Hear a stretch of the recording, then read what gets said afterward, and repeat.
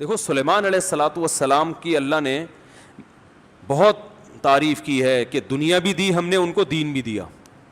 دین تو سارے پیغمبروں کو ملا, مگر سلیمان علیہ السلام کو جیسی دنیا ملی ایسی نہ ان سے پہلے کسی کو ملی نہ ان کے بعد کسی کو ملے گی.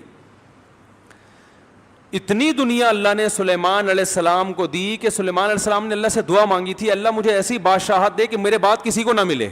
تو بس یہ تو انتہا ہو گئی نا بھائی, قیامت تک کسی کو نہ ملے, ایسے پاکستان کے کسی صدر کو بھی نہ ملے, ایسی حکومت چاہیے. حکومت مراد یعنی اتنے وسائل چاہیے. تو اللہ نے سلیمان علیہ السلام کے ماتحت ہواؤں کو کر دیا, اور سمندر کے ہیرے جواہرات جو بھی قیمتی پتھر تھے وہ جنات نکال کے لاتے تھے, جنات کو تابع بنا دیا. اتنی زبردست حکومت. لیکن موت کا منظر بڑا عجیب. میں پہلے سوچتا تھا یا اللہ تو نے سلیمان علیہ السلام کو اس طرح سے کیوں موت دی ہے؟ لاٹھی ہاتھ میں, اپنی شاہی کرسی پہ بیٹھے ہوئے, اور جنات کے ذریعے تعمیرات کروا رہے ہیں عمارتوں کی, اور جنات بہت ٹینشن میں, کیونکہ جن کسی کے قابو, یہ جو عامل کہتے ہیں نا جن ہمارے قابو میں, اصل میں یہ جنات کے قابو میں ہوتے ہیں. جنات ان کا کان مروڑ ہوتے ہیں, اب یہ منتر پڑھ چل, اب یہ کر. جن ان کے قابو میں نہیں ہوتے. وہ تو سلیمان علیہ السلام کا معجزہ تھا کہ جنات کو قابو میں لے لیا انہوں نے. یہ کہاں سے, یہ کیا ان میں کون سے کچھ کیوں قابو آئیں گے؟ جن بولیں گے تم ہو کیا, تمہاری اوقات کیا ہے؟ جنات کوئی چھوٹی موٹی مخلوق تھوڑی ہے, عمریں لمبی ہوتی ہیں جنات کی. ایک آدمی گیا فلیٹ میں, کسی نے بتایا یہ خالی فلیٹ ہے, اس میں جنات بھوت ہیں, نہیں جا. اس نے کہا کوئی جن ون نہیں ہوتا. وہ خالی پڑا ہوا تھا بہت عرصے سے. وہ کہتے ہیں نا خالی عمارتوں میں جن بھوت آ جاتے ہیں. تو بہت عرصے سے خالی پڑا ہوا تھا, ان کو فنٹر بننے کا شوق تھا. لوگوں نے کہا بھائی نہیں جا, اس میں بھوت ہیں. اس نے کہا کوئی بھوت نہیں ہوتا. گیا, دروازہ نوک کیا, آواز آئی کون؟ کہنے لگا میں فلاں صاحب ہوں, آپ یہاں رہ رہے ہیں, میں نے سنا یہاں جنات ہیں, دروازہ کھولیے. اس نے دروازہ کھولا, عجیب سی گول گول آنکھیں. کہا بھائی میں نے سنا یہاں جنات ونات ہیں. کہہ رہے ہیں یہ ایسی بکواس ہے, میں تو 500 سال سے لے رہا ہوں, مجھے تو آج تک کوئی نظر نہیں آیا. کہنے لگا میں تو 500 سال سے رہ رہا ہوں, مجھے تو ابھی تک کوئی نظر نہیں. یہ بے ہوش, یہی جن تھا. وہی 500 سال سے انسان تو نہیں رہ سکتا.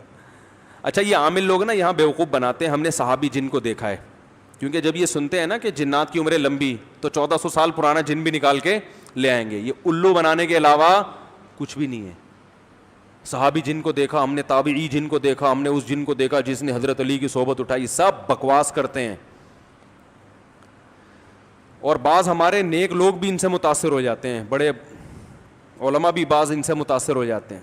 ہمارے ہاں کسی چیز سے متاثر ہونے کے لیے بس اتنا کافی ہے کہ امکان کے درجے میں صحیح ہو. جیسے آپ کسی کو یہ بتا دیں نا کہ یہ کھانے سے یہ ہوتا ہے, تو امکان تو ہے نا کہ ہو سکتا ہے ہوتا ہو. ریسرچ ہے؟ ریسرچ نہیں ہے بھائی, امکان کافی ہوتا ہے ہمارے یہاں. حالانکہ کسی بھی دعوے کے لیے امکان, بھائی میں دعویٰ کروں اس نے میرے 1 لاکھ روپے لیے ہیں, اگلا کہہ رہا ہے کیا دلیل ہے, میں کہتا ہوں ممکن تو ہے نا کہ تم نے لیے ہوں, تو اس سے دلیل اتنی دلیل کافی ہوگی. اور بھائی یہ امکان کافی نہیں ہے, گواہوں سے ثابت کرو کہ لیے, یا تو یہ اقرار کرے یا گواہوں سے ثابت کرو. ہمارے یہاں دیکھا جاتا ہے جادو نبی پہ جب ہو سکتا ہے تو ہو سکتا ہے اس پہ بھی ہوا ہو. وہ ہو سکتا تھوڑی دلیل ہوتی ہے. سمجھ میں نہیں آ رہی بات. امکان تھوڑی ہوتا ہے. ابو بکر پہ کیوں نہیں ہو گیا جادو, حضرت عمر پہ کیوں نہیں ہو گیا, اس کا مطلب آسان کام نہیں ہے. نبی پہ کیوں ہو گیا تھا, اس کی ایک وجہ تھی کہ وہ کہتے تھے نبی صلی اللہ علیہ وسلم جادوگر ہیں, تو اللہ نے آپ سے اس طعنے کو دور کرنے کے لیے ہونے دے دیا تھا, تاکہ لوگوں کو یقین ہو جائے کہ یہ جادوگر نہیں ہے, کیونکہ جادوگر پہ جادو نہیں ہوتا. اس میں حکمتیں نہیں, ورنہ یہ آسان کام نہیں ہے بیٹھے ہوئے کچھ بھی ساس کو بہو سے لڑا دیا. اپنی حرکتیں ٹھیک نہیں ہوتی, اور وہ جب پھڈے ہوتے ہیں تو بجائے اپنی حرکتیں ٹھیک کرو کہ یار کس میں فالٹ ہے اس کو صحیح کرو, فوراً کس پہ ڈال دیتے ہیں, ایک نئی جنگ چھیڑ دیتے ہیں. نند نے لڑوایا ہمیں, یہ نند نے ہمارے گھر میاں بیوی میں کیا کروایا, پھڈا. خود اپنی حرکتیں ٹھیک نہیں ہے, ڈال کس پہ رہے ہیں, کوئی جٹھانی پہ ڈال دے گا, کوئی نند پہ ڈال. ایک نیا جنگ, اب نند سے پہلے 2 آپس میں لڑ رہے تھے, اب تیسری جنگ بھی شروع کہ اس نے کیا ہے. تو سلیمان علیہ الصلوۃ والسلام بیٹھے ہیں, اللہ نے دیکھو اتنی طاقت اور قوت دی کہ جنات کو آپ کے تابع بنا دیا. قرآن کہہ رہا ہے جنات سخت ٹینشن میں محنت مزدوری کا کام کر رہے ہیں اور عمارتیں بنا رہے ہیں. یہ جو احرام مصر ہے عین ممکن ہے حضرت سلیمان علیہ السلام کی تعمیرات ہوں. اتنی ٹینشن میں جنات, اور ادھر سلیمان علیہ السلام ایسے عصا ہاتھ میں لے کے بیٹھے ہوئے ہیں. اور قرآن کہتا ہے فلما قضینا علیہ الموت, ہم نے موت کا فیصلہ کر دیا. کیسے عجیب انداز ہے. ارے بھائی یہ تو بادشاہ پہلے بیمار ہوتے, اپنا جانشین کسی کو بنا کے جاتے, اور ان کی تو صحت بھی ایسی کہ حدیث صحیح بخاری میں 100 بیویاں ہیں. بھائی کمزور آدمی تو تصور صحیح کیا ہو جائے گا, ڈپریشن میں چلا جائے گا. کیا خیال, تو کیا کیا خاندانی صحت ہوگی. پیغمبروں کو تو اللہ نے ویسے ہی بہت قوت دی ہوتی ہے, قابل رش صحت ہوتی ہے پیغمبروں کی. جنگ میں کمانڈر رہے ہیں, لڑائیاں لڑی ہیں جنگوں میں, اتنی زبردست صحت. اور بھائی آپ کی موت سے پہلے تو اللہ آپ کو بیمار کرتا, پھر علاج ہوتا, پھر طویل عرصہ, پھر بھائی نہیں بس اللہ نے موت دینی تھی تو دے دی, ایسے ہوتا نا. نا نا نا نا. اور پھر اتنی جائیدادیں, اتنا سب کچھ, تو پہلے اس کا سارا کیا کر لیتے, بانٹ بوٹ لیتے, جانشین بنا لیتے, میرے بعد یہ میرا خلیفہ ہے, یہ فلانا ہے, ڈمکانا ہے. ہو سکتا ہے سب کو یقیناً کیا ہوگا پہلے سے آپ نے, لیکن ہمارے ہاں یہ سارے کام کیے جاتے ہیں جب موت کے آثار ظاہر ہونا شروع ہو جائیں. ادھر قرآن کہہ رہا ہے فلما قضینا علیہ الموت, ہم نے سلیمان کو موت دینے کا ارادہ کیا. اور کس وقت, جب وہ بیٹھے ہوئے تعمیراتی کام کروا رہے ہیں جنات کے ذریعے اور انسانوں کے ذریعے. اور اللہ فرماتے ہیں ایسے فرشتہ آیا, روح نکال کے چلا گیا. انبیاء کا جسم موت کے بعد بھی خراب نہیں ہوتا. مرزا غلام احمد قادیانی کی قبر کھول کے دیکھو, اگر ایک ہڈی بھی بچی ہوئی ہے نا, ایک ہڈی بھی اس کمبخت کی باقی ہے, تو جو سزا دینا چاہو آپ دے سکتے ہو. سمجھ رہے ہو, نبی کی کا جسم کبھی بھی خراب نہیں ہوتا. قادیانی ہو سکو اس کی ایک دفعہ قبر کھول کے دنیا کو دکھا دو بس تم. انبیاء کا جسم خراب نہیں ہوتا. تو قادیانی ہو سکتا ہے یہ گستاخی کریں کہ نبی صلی اللہ علیہ وسلم کی تو قبر کوئی کھول نہیں سکتا. تو بھائی نبی صلی اللہ علیہ وسلم کو ہم بھی نبی مانتے ہیں اور آپ بھی نبی مانتے ہیں, اور آپ پر تو اجماع ہے, بلکہ اس کو تو غیر مسلم بھی مانتے ہیں کہ آپ کی باڈی خراب نہیں ہوئی ہے, اس لیے کہ آپ صلی اللہ علیہ وسلم کے جسد اطہر کو قبر مبارک سے نکالنے کی بہت زیادہ کوششیں ہو چکی ہیں ماضی میں, غیر مسلموں نے کی ہیں سرنگیں بنا بنا کے. اس کا مطلب ان کو بھی پتا تھا کہ جسم کیا ہے, سلامت ہے. تو انبیاء کا جسم کبھی بھی خراب نہیں ہوتا. تو قرآن کہہ رہا ہے ادھر ٹیک لگا کے بیٹھے ہوئے سلیمان علیہ السلام, جسم سے روح نکلی ہے, اور پتہ نہیں کتنے دنوں تک اسی طرح ایسے ہی رہے ہیں. وہ چونکہ اس طرح سے ٹیک لگی ہوئی تھی کہ گرے نہیں ہیں. اب دیمک نے کھانا شروع کیا سلیمان علیہ السلام کی لاٹھی کو. ما دلہم علی موتہ الا دابۃ الارض تأکل من سأتہا. اللہ فرماتے ہیں زمین پر رینگنے والے کیڑے نے جب لاٹھی کو کھانا شروع کیا ہے, تو کتنے دن لگتے ہیں کیڑے کو لاٹھی کو کھانے میں, تو جب لاٹھی کو اتنا کھا لیا کہ بیلنس آؤٹ ہو گیا تو سلیمان علیہ الصلوۃ والسلام زمین پر گر پڑے. پھر جنات کو پتا چلا کہ بھائی ان کا تو بہت دن پہلے انتقال ہو چکا ہے. اللہ فرماتے ہیں کہ اگر جنات کو پہلے سے پتا ہو جاتا کہ ان کی موت واقع ہو چکی ہے, ما لبثوا فی العذاب المہین, تو اتنی سخت ٹینشن میں جو انہوں نے دن گزارے اس ٹینشن میں وہ دن نہیں گزارتے.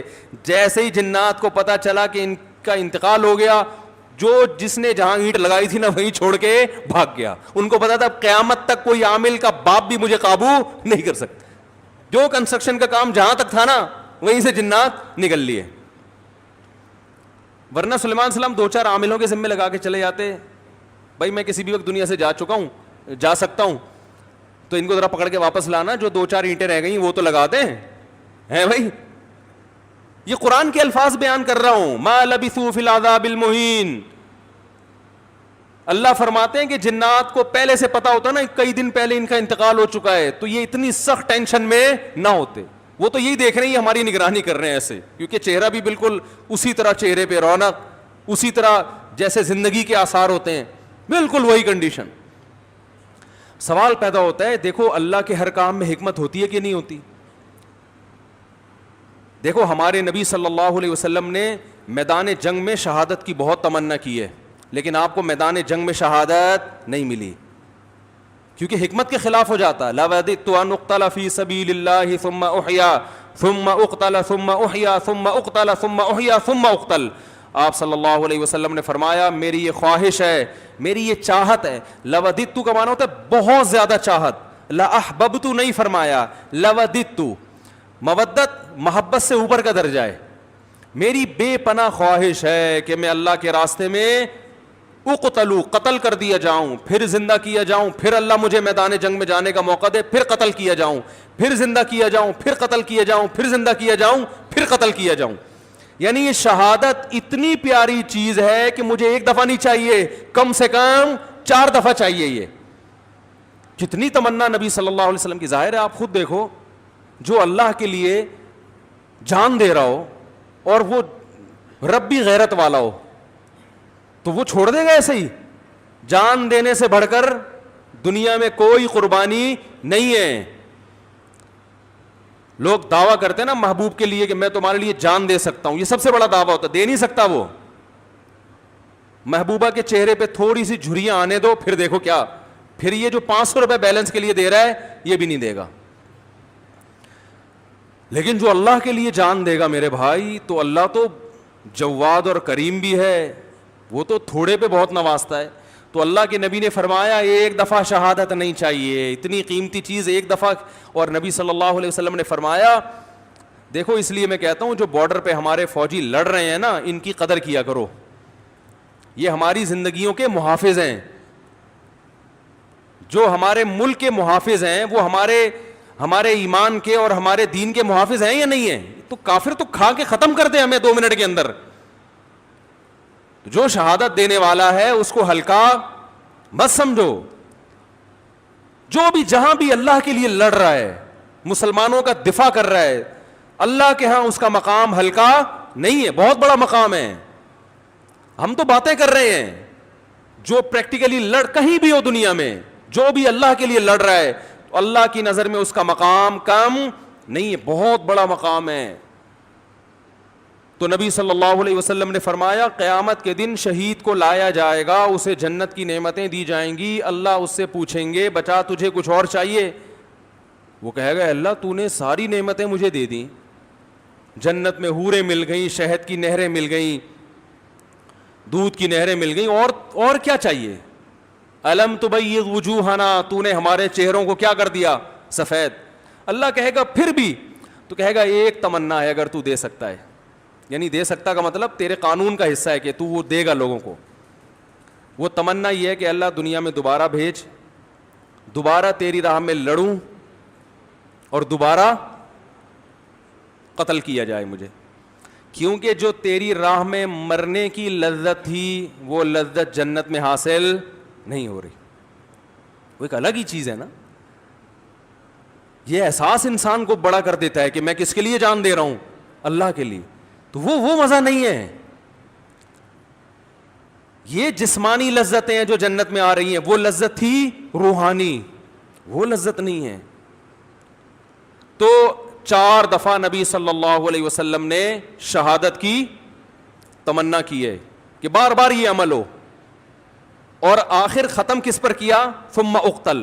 ہم ہوتے ہم کہتے ہیں اللہ میرا دل چاہتا ہے میں تیری راستے میں قتل کیے جاؤں, پھر شہید کیے جاؤں, پھر قتل کیے جاؤں, قتل کیے جاؤں, پھر زندہ کیے جاؤں, پھر قتل کیے جاؤں, پھر زندہ کیے جاؤں, پھر قتل کیے جاؤں, پھر زندہ کیے جاؤں, پھر قتل کیے جاؤں, پھر زندہ کر کے چھوڑ دیا جاؤں. اینڈ کہاں ہوتا ہمارا بھائی؟ ہے بھائی کہ پھر 4 دفعہ شہادت کا ثواب حاصل کر کے پھر اپنی لائف کو میں کیا کروں گا بھائی؟ انجوائے کروں گا. نا نا نا نا. نبی نے ختم کہاں کیا؟ بولو بھائی, قتل پہ. اینڈ کیا ہونا چاہیے؟ تیری راہ میں قتل. تیری راہ میں قتل، انجام یہاں ہونا چاہیے. اس کے باوجود آپ صلی اللہ علیہ وسلم کو میدان جنگ میں شہادت نہیں ملی. آپ کی موت شہادت سے ہی ہوئی ہے، اس لیے کہ وہ یہودی نے زہر پلایا تھا تو اس کے آثار تھے کہ آخر وقت میں آپ پر بخار آیا. لیکن جو میدان جنگ کی شہادت ہوتی ہے نا، جس کی نبی تمنا کر رہے ہیں، وہ والی شہادت نہیں ملی.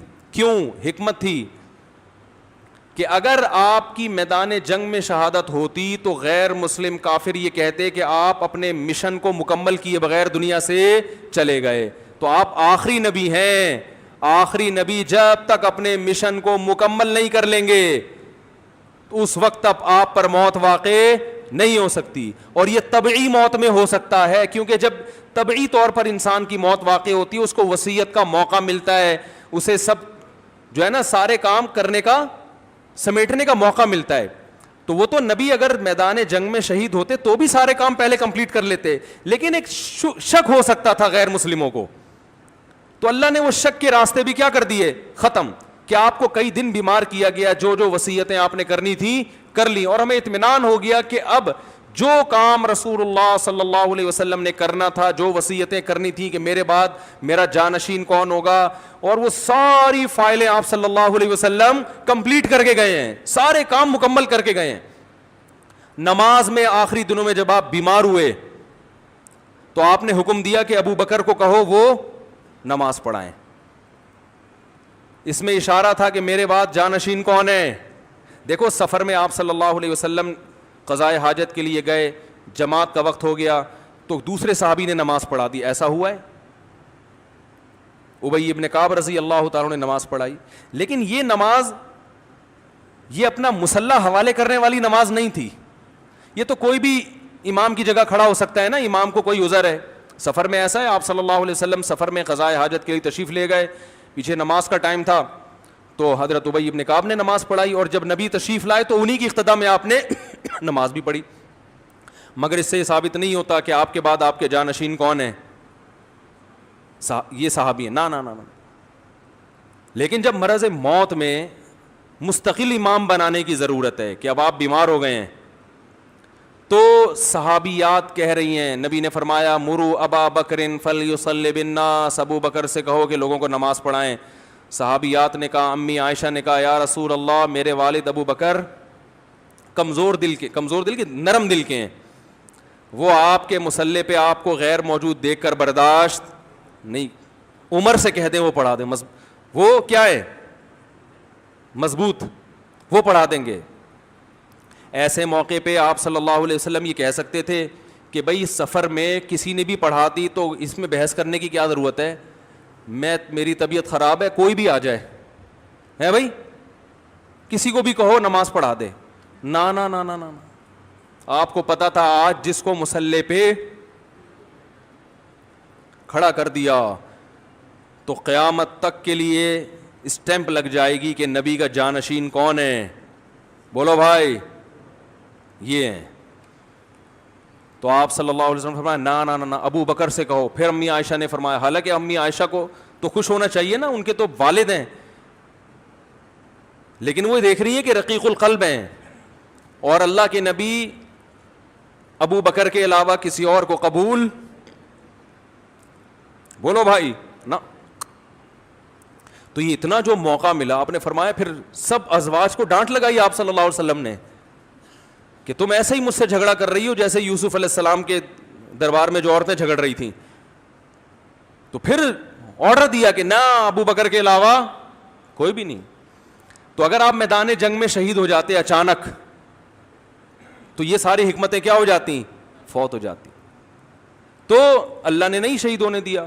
تو ایسے ہی سلیمان علیہ السلام کو اللہ نے اچانک موت دی ہے، بالکل اس کے برعکس بیٹھے ہوئے ہیں اور جناب فرشتہ آیا، چلو بھائی ٹھیک. موسیٰ علیہ السلام کے پاس آتا تو پہلے ایک چماٹ کھاتا. حدیث میں آتا ہے ہر پیغمبر، دیکھو جتنے بھی علماء ہیں نا، ہر ایک کا مزاج دوسرے سے مختلف ہوتا ہے. مزاج کو دیکھ کے کبھی فیصلہ نہ کیا کرو یہ صحیح ہے یہ غلط ہے. بعض کا مزاج جلالی ہوتا ہے، بعض کا مزاج نرم ہوتا ہے. تو جو نرم مزاج علماء کے پاس رہے ہیں, جب کسی جلالی سے واسطہ پڑتا ہے تو کہتے ہیں ان کے اخلاق ٹھیک نہیں ہے. بھائی اخلاق کی بات نہیں ہے, ہو سکتا ہے ان کے اخلاق ان سے بھی اچھے ہوں, مزاج میں کیا ہے تھوڑا سا جلال ہے. تو مارکیٹ میں ہر قسم کی چیز چاہیے نا, سارے میٹھے میٹھے میٹھے بن جائیں گے تو یہ تو لوگ تو مولویوں کو کھا کھا کے ختم کر دیں گے. ہمارے حضرت جلالی تھے, ایسا نہیں کوئی بھی اٹھ کے آ گیا بیل بجا دی حضرت سے ملنے آئے ہوں. فرمایا بھائی ٹائم ہوتا ہے ہر چیز کا. بڑے بڑے آفیسر آتے تھے حکومت کے, حضرت لفٹ نہیں کراتے تھے, ٹائم ہے اس پہ آؤ گے بیٹھیں گے, اور فالتو بات کرنے کی اجازت. حضرت کے پاس تو بات کرنے سے پہلے آدمی سوچتا تھا, اس لیے کہ وہ کام تھا ان کا, سارا دن مصروف تھے. اگر وہ اس طرح سے بیٹھ جاتے ٹھیے لگا کے, لوگ تو آئیں گے, لائن لگے گی. اور بعض علماء کیا ہوتے ہیں, وہ ذرا جمال ان کی طبیعت میں غالب ہوتا ہے. آپ نہیں آئے تو خود آپ کے گھر پہنچ جائیں گے, بھائی بہت دن ہو گئے اب تک آئے کیوں نہیں آپ, ہیں بھائی.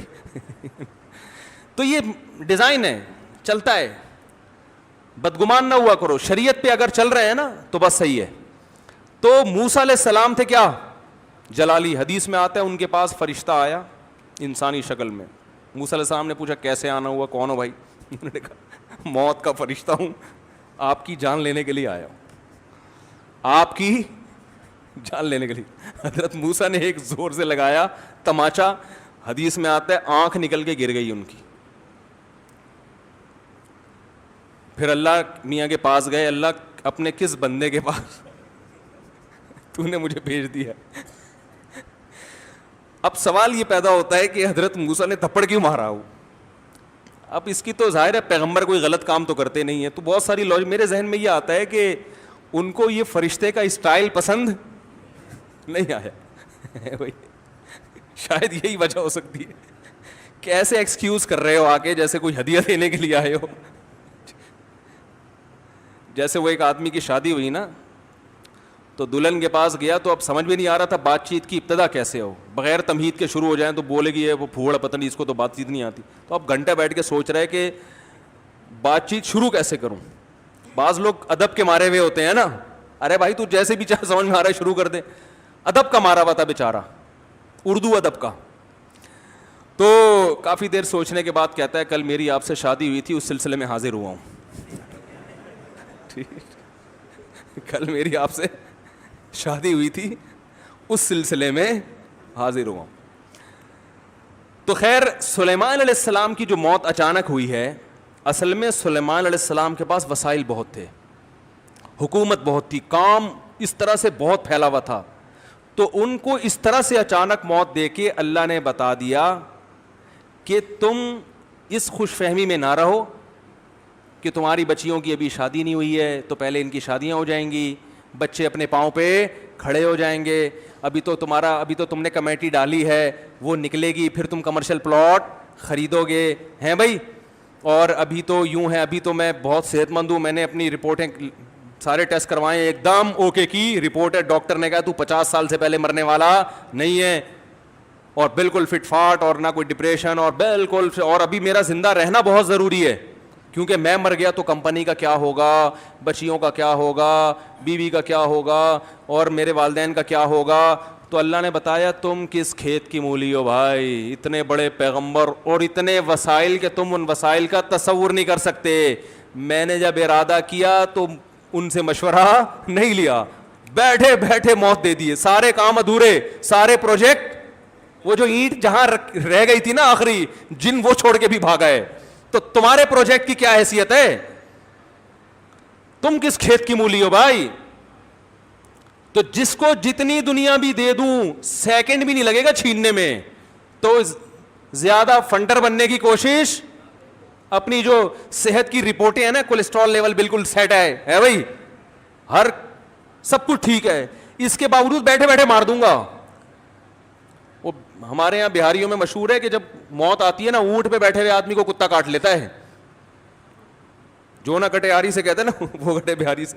تو ان باتوں کی وجہ سے تو کہتے ہیں لوگ, ویسے بہت اچھے لوگ ہوتے ہیں, کوئی ناراض نہ ہو جاؤ بھائی, لیکن باتیں بہرحال بہت ٹائٹ کرتے ہیں. جو نہ کٹے آری سے کہتے ہیں وہ کٹے. تو اونٹ پہ بیٹھے ہوئے آدمی کو کیا کاٹ لیتا ہے.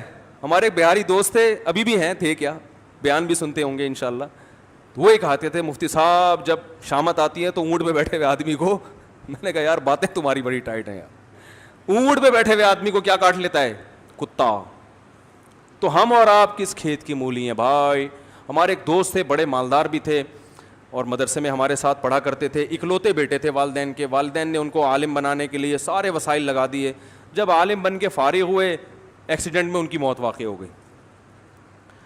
اب یہی لوگ مجھ سے پوچھ رہے تھے یار ان کے تو والدین کا سارا محنت ضائع ہو گئی. میں نے کہا ضائع تو نہیں ہوئی, آخرت میں ذخیرہ, لیکن کام تو نہیں ہو سکا نا جو والدین چاہتے تھے. میں نے کہا بھائی اللہ کہہ رہے ہیں ان کی موت میں کیا حکمت ہے؟ میں نے کہا ان کی موت میں یہ حکمت ہے, اللہ نے بتا دیا میں کسی کو کسی بھی وقت مار سکتا. کوئی بھی کسی بھی ٹائم پہ دنیا میں جا سکتا ہے, چاہے ملک کا بیڑا غرق ہو جائے, گھر کا بیڑا غرق ہو جائے, یا سارے کاروبار کا بیڑا غرق ہو جائے, تعلیم ادھوری رہ جائے, کچھ بھی ہو جائے, سارے پروجیکٹ کی ایسی کی تیسی ہو جائے. اس لیے اللہ کو اپنے حساب سے مت چلاؤ, اپنے آپ کو اللہ کے حساب سے چلانا شروع کر دو. موت کو اپنے حساب سے مینج مت کرو, موت کے حساب سے خود مینج ہو جاؤ. پہلے سے وصیتیں لکھ کے رکھو, اگر یہ اینٹ لگنے سے پہلے میں مر گیا تو کیا ہوگا, یہ اگلی اینٹ کون لگائے گا؟ صحیح ہے نا. تو ہم لوگ موت کو مانتے ہیں, موت کے لیے تیار نہیں ہے. مفتی